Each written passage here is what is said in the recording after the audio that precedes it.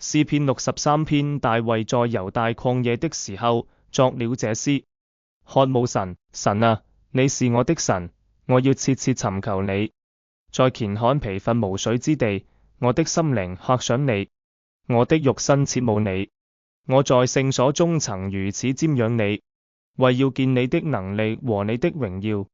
因你的慈愛比生命更好，我的嘴唇要頌讚你。我還活着的時候要這樣稱頌你，我要奉你的名舉手。我在床上紀念你，在夜更的時候思念你。我的心像吃飽了骨髓肥油，我也要以歡樂的嘴唇讚美你，因為你曾幫助了我。我要在你翅膀的蔭下歡呼。我的心緊緊跟隨你，你的右手扶持了我。但那些尋索要滅我命的人必往地底下去，他們必被刀劍所殺，成為野狗的食物。但是王必因神歡喜，凡指着他發誓的都要誇耀，因為說謊之人的口必被塞住。詩篇第63篇靈修指南。主題：渴望神的同在與敬拜。經文重點：一、對神的渴望。大衛在曠野中尋求神，表達了他對神的渴望，像口渴的人渴望水一樣。這提醒我們，真正的喜樂與滿足只能在神的同在中找到。我們的靈魂渴望神的時候，應該主動尋求與的親密關係。二、回憶神的恩典。大衛回顧神的恩典，並因神的慈愛而感到喜樂，甚至在食物不足的情況下也能滿足。這告訴我們，回顧神在我們生命中的作為，能夠加深我們對的感恩與信靠。三、在神中尋求安慰。大衛夜間默想神，並在心中尋求安慰，他的靈魂緊緊跟隨神。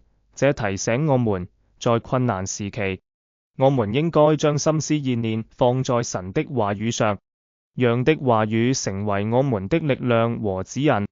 四、讚美與敬拜。大衛在詩的結尾表達了對神的讚美，堅信那些尋求神的人最終會得住救贖。讚美是我們對神的回應，無論外在環境如何，我們都應該以感恩的心來敬拜神。默想：你在生活中是否曾經感受到對神的渴望？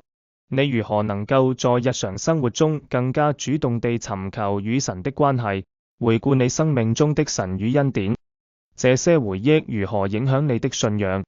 當你面對困難時，你如何能夠在神的話語中尋找安慰與指引？禱告：天父，感謝你在我生命中的同在與恩典，求你幫助我在困難中渴望尋求你，並在你的話語中找到安慰和力量。願我在每一次的讚美中都能經歷你的愛，並在生活中活出對你的敬拜。